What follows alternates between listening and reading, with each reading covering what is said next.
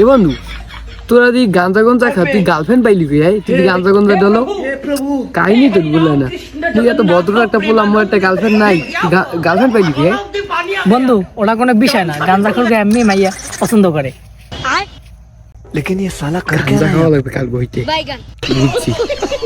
ঠিক আছে বন্ধু ভালো থাকতে যাই। শোনা চলো চলো তো সুস্থ হইতে যাবো বন্ধু বুদ্ধি দিতেছে সেই গাঁজা খাইতে আগে তো আগে জানলে আগেও দলতাম বুঝিনি। শোনা চলো। আচ্ছা বন্ধু তুই গার্লফ্রেন্ড পাইলি কই? কালকে তোর দেখলাম সিঙ্গেল। বন্ধু তুই বিষয়টা বুঝবি না, এখন তো গাঁজা গঞ্জা খাই তুই গার্লফ্রেন্ড হয়ে গেছে বুঝো না বিষয়টা। আগে তো জানতাম না যে গাঁজা গেলে গার্লফ্রেন্ড থাকে, গাঁজা খাই গার্লফ্রেন্ড হয়ে গেছে, মনটা কত খুশি। চলো চলো চলো।